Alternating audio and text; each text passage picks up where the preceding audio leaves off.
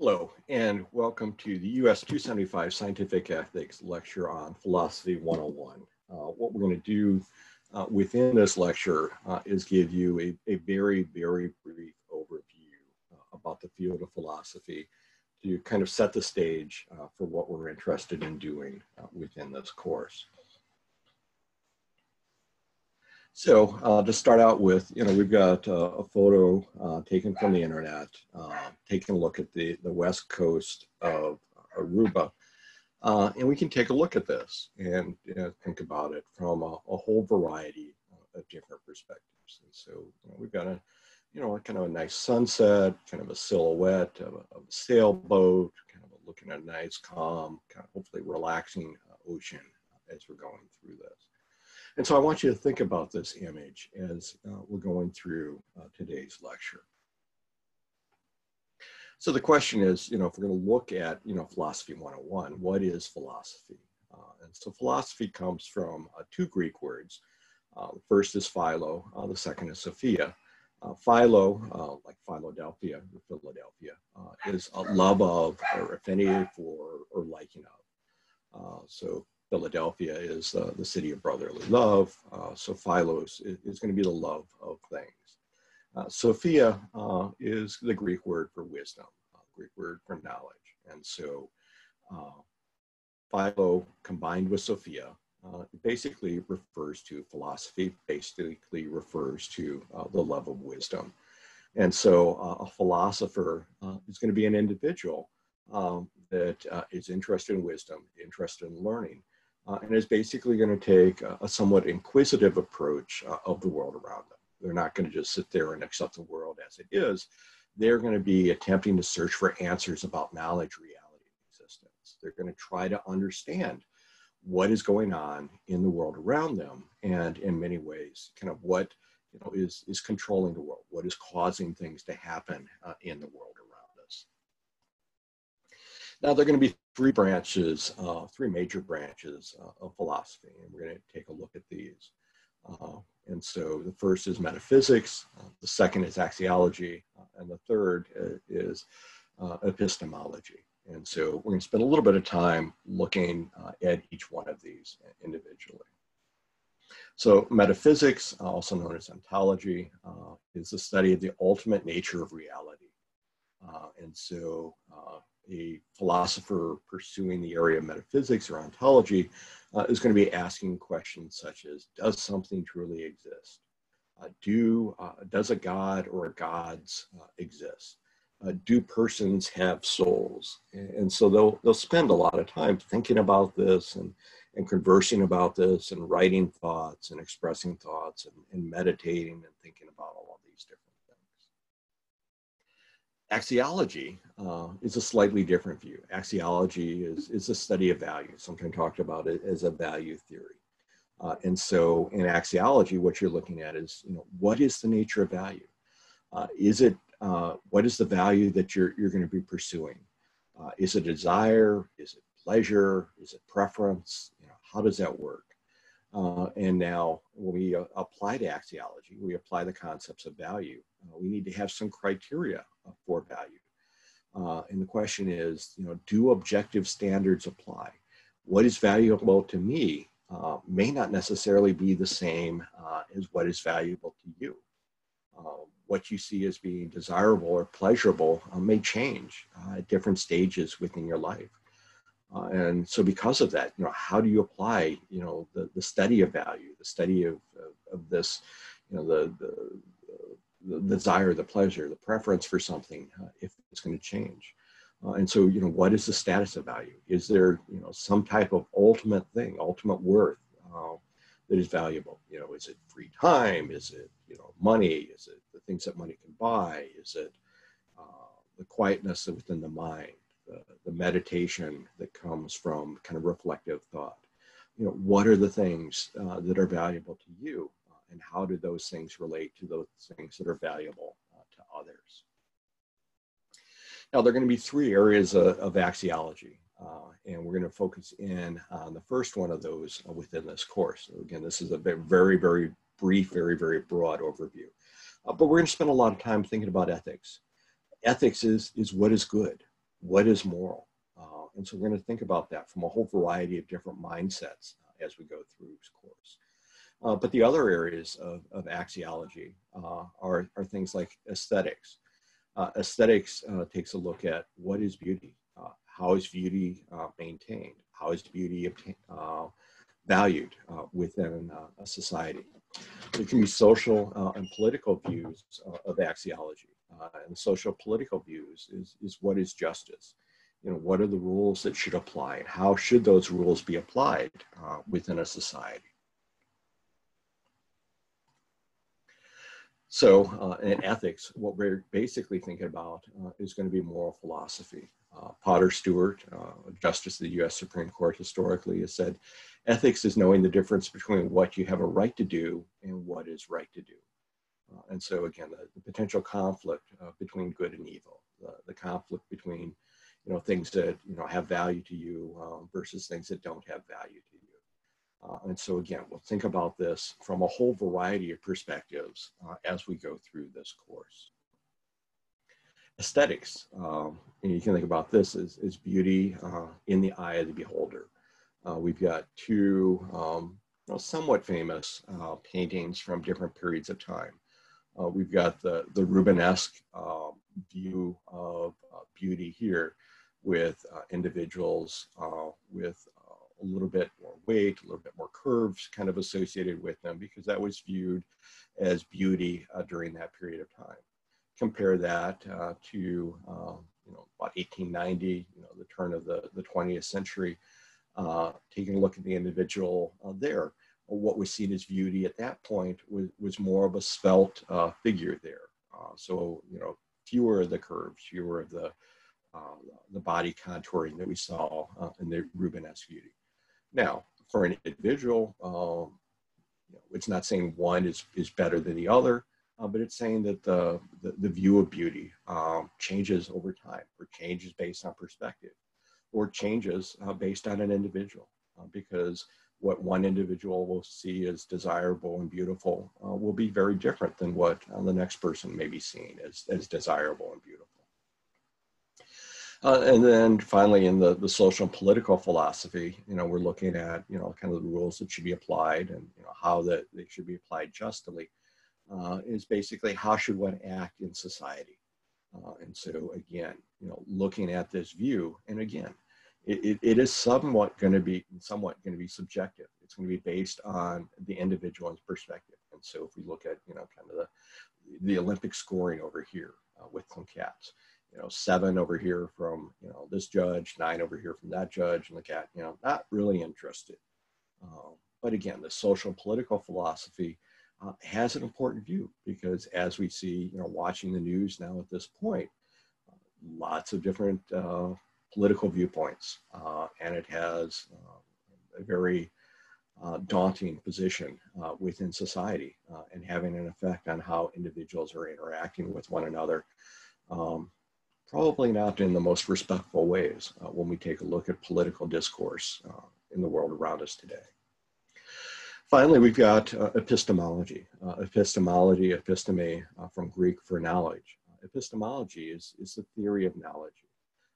And so what you're doing in the field of epistemology is trying to come up with a study of the origin, the nature, and the extent of knowledge. And so it basically says, okay, does knowledge exist? Is it possible to have knowledge about the world around us, to have an understanding of the world of knowledge, the world around us? And if it does exist, what is the source of that knowledge? Is it something that you get from a textbook? Is it something that you get by listening to, a professor lecturing to you?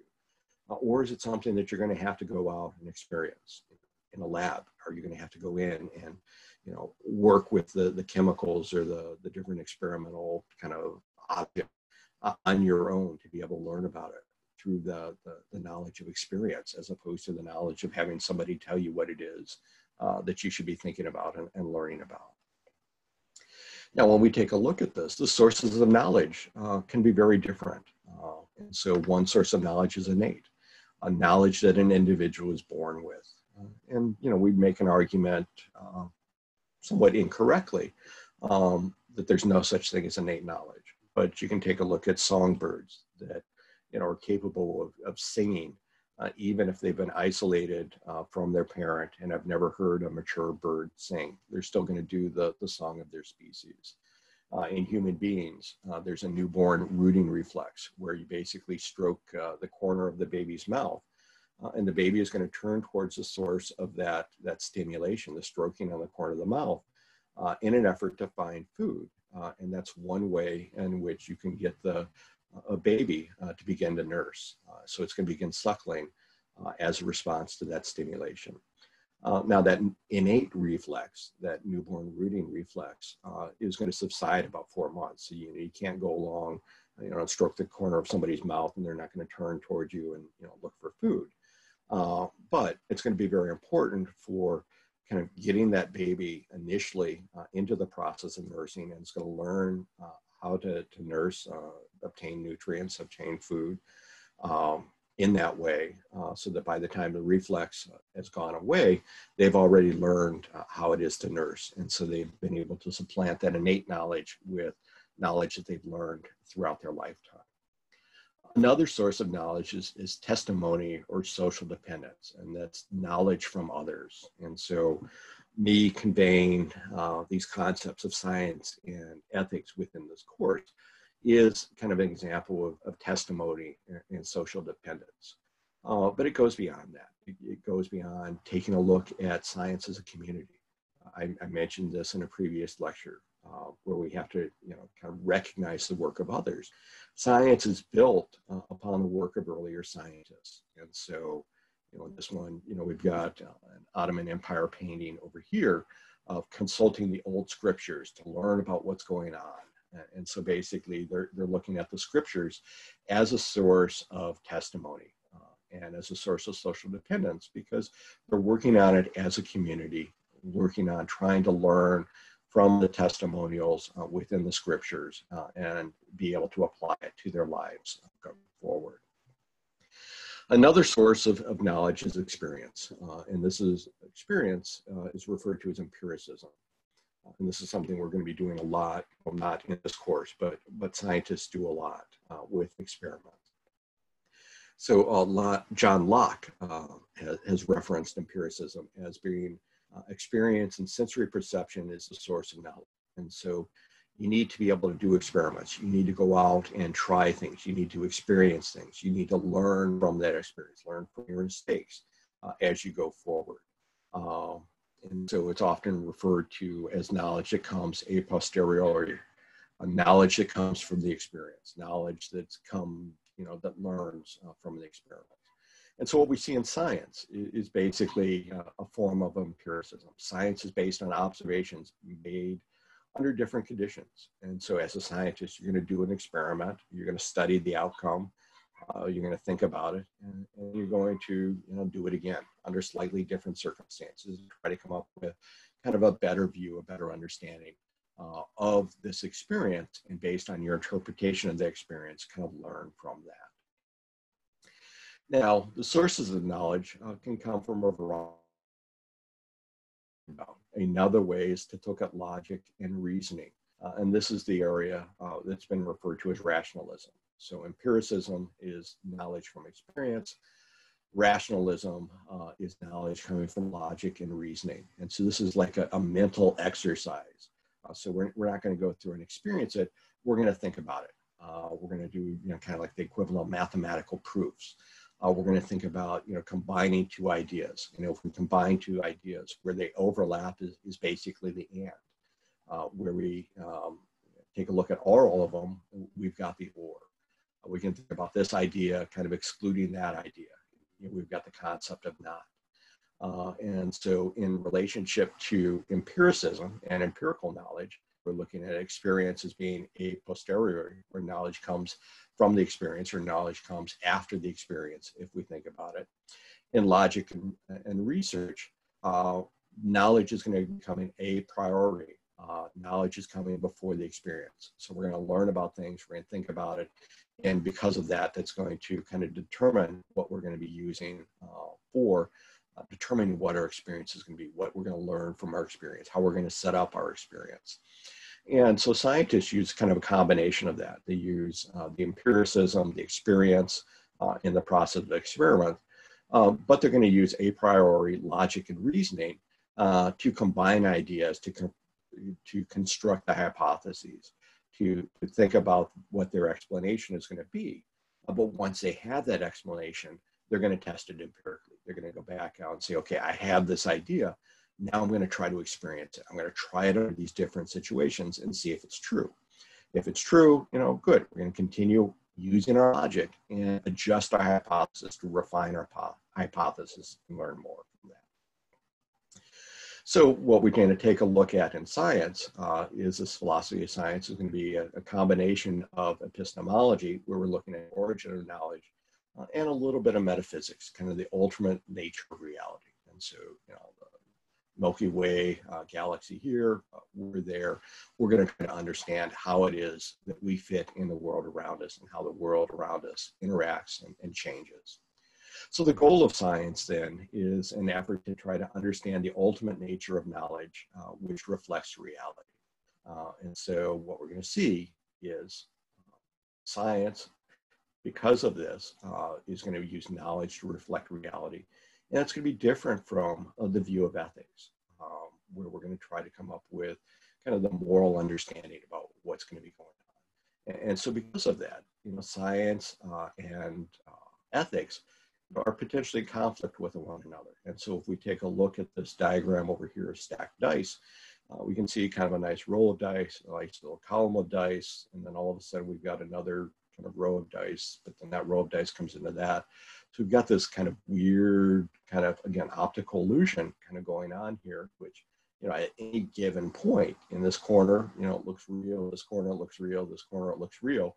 But we look at this whole three-dimensional structure here, it's hard to wrap our minds around how this can be real, in essence, because it's an optical illusion.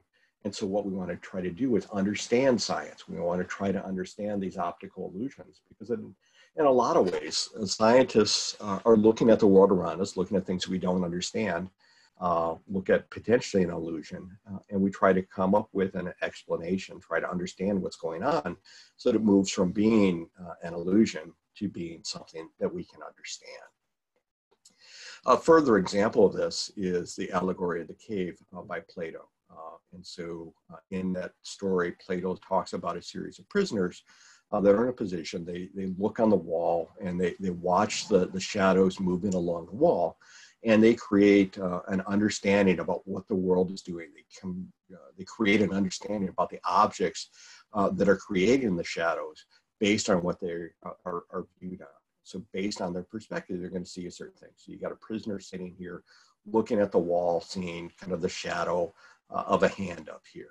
But then when the prisoners are freed, they're able to get up, they're able to turn around when they're freed from the cave in the story, they're able to see not the shadows, but the true objects. And by doing that, they're able to understand in the Allegory of the Cave, that true form of reality. So in this case, what we can see here by the prisoner standing up instead of looking at the shadow of the hand up here is over able to turn around and see that in reality, what we've got here is a rabbit making hand shadow puppets, as opposed to kind of the traditional way of hands making rabbit shadow puppets. So again, perspective, which we talked about previously, is incredibly important as we're going through this course and as you're going through life. As a scientist and for scientists, perspective is going to be important, because discovery consists of seeing what everybody else has seen. So, looking at it, maybe generating new questions, thinking about what's going on, but thinking what nobody else has thought. So coming up with a new explanation and testing out that new explanation and potentially having a better understanding about what everybody else that looks at that object or looks at that phenomena has seen in the past. So we go back to this, the west coast of Aruba over here. We take a look at this really potentially beautiful painting as we take a look at it, and we start to think about this. And so, is this beautiful? Maybe beautiful to some people because it's, a nice calm sunset. But, You know, if you've got a person that's, you know, afraid of the ocean, afraid of drowning, this could be very, very unsettling. And so it's not pleasurable to them to try to watch it. You know, as a scientist, you know, you can take a look at it. It's like, okay, why, as the sun kind of gets low on the horizon, you know, we get these nice, pretty colors in the sky. You know, and as a scientist, we think about the way the sun's rays hit the atmosphere and the interaction of the sun rays and the atmosphere causing almost like a prism, almost like a rainbow effect. Not quite a rainbow effect, but it results in kind of different colors being seen here. You know, should the, what are the physics involved with, you know, the sailboat, you know, being able to move kind of back and forth across the ocean? You know, all kinds of different ways to look at the same object, the same phenomena, and think about it. And so again, different perspectives based on kind of the mindset, based on the framework that we look at. Is this beautiful? Is this scientific? Is this valuable? You know, all of these different things can be looked at within a single observation based on kind of our mindset and the question that we're going to be working with. So thank you for this, for listening to this series of lectures. If you have any questions, feel free to email me. Thank you and have a great day.